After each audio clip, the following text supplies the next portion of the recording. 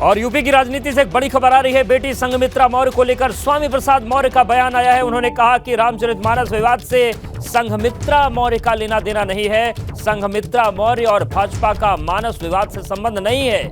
उन्होंने कहा कि भाजपा में रहना न रहना संघमित्रा मौर्य के विवेक पर है। यह स्वामी प्रसाद मौर्य ने कहा है। देखिए, वो भाजपा की सांसद हैं।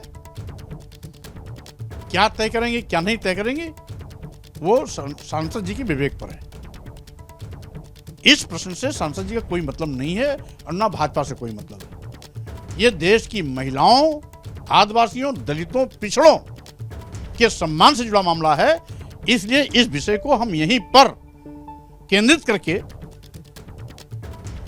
उनको अपमानित होने, प्रताड़ित होने, नीच कहे जाने, अधम कहे जाने से मुक्ति दिला करके सम्मान का रास्ता प्रशस्त करना। वहीं स्वामी प्रसाद मौर्य की नॉन स्टॉप बयानबाजी के बीच सवाल उठ खड़ा हुआ है कि क्या भाजपा 2024 में स्वामी की बेटी और बदायूं से सांसद संघमित्रा मौर्य को दोबारा टिकट देगी। रामचरितमानस के बहाने स्वामी प्रसाद मौर्य ने भाजपा के खिलाफ सियासी हमले तेज कर दिए हैं। मानस विवाद पर बदायूं से भाजपा सांसद और स्वामी प्रसाद मौर्य की बेटी संघमित्रा मौर्य ने दबी जुबान में पिता का समर्थन किया था, जिसके बाद संघमित्रा के भाजपा में बने रहने पर सवाल उठने शुरू हो गए हैं। लेकिन भाजपा ने गेंद संघमित्रा मौर्य के पाले में डाल दी है। वो हमारी सांसद है और हमारी संबल से जीती है, लेकिन तय उन्हें करना है। ये निर्णय संघमित्रा जी को करना है। इसके पहले भी 2022 में स्वामी प्रसाद मौर्य ने भाजपा छोड़कर सपा में शामिल होने के बाद जब भाजपा ने स्वामी प्रसाद मौर्य पर राजनीतिक हमले शुरू किए थे तो संघमित्रा मौर्य ने पिता का बचाव किया था और स्वामी प्रसाद मौर्य के लिए चुनाव प्रचार भी किया था। लेकिन उस वक्त भी संघमित्रा मौर्य ने भाजपा छोड़ने की बात से इनकार कर दिया था। और रामचरितमानस विवाद पर पहले पिता का समर्थन करने वाली संघमित्रा मौर्य ने इस बार भी बदायूं से 2024 का लोकसभा चुनाव लड़ने का दावा किया है। हालांकि भूपेंद्र चौधरी का बयान संघमित्रा मौर्य के लिए संदेश है कि उन्हें पार्टी और पिता में किसी एक को चुनना होगा। केंद्र सरकार के बजट की अब यूपी सरकार भी इसी महीने अपना बजट पेश करने जा रही है।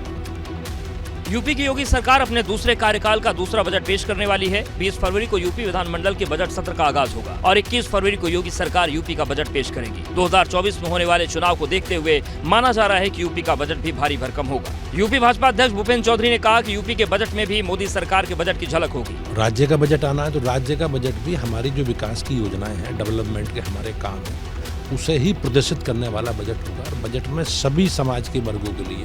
वहीं बजट सत्र के बाद यूपी भाजपा संगठन में भी बड़े फेरबदल की तैयारी शुरू हो गई है। भाजपा आलाकमान ने 2024 लोकसभा चुनाव से पहले पार्टी संगठन का खाका तैयार कर लिया है, जिसका ऐलान बजट सत्र के समापन के बाद किया जाएगा। तो मैंने पार्टी से आग्रह किया है कि संगठन के पुनर्गठन की अनुमति दी जाए, तो उसमें आंशिक परिवर्तन के लिए पार्टी ने कहा है और हम बहुत जल्दी बैठ के बातचीत करके विचार विमर्श करके उस प्रक्रिया को आगे बढ़ाने का काम करेंगे।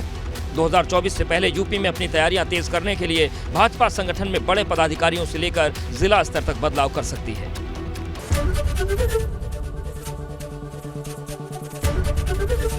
एबीपी गंगा, खबर आपकी, जुबान आपकी।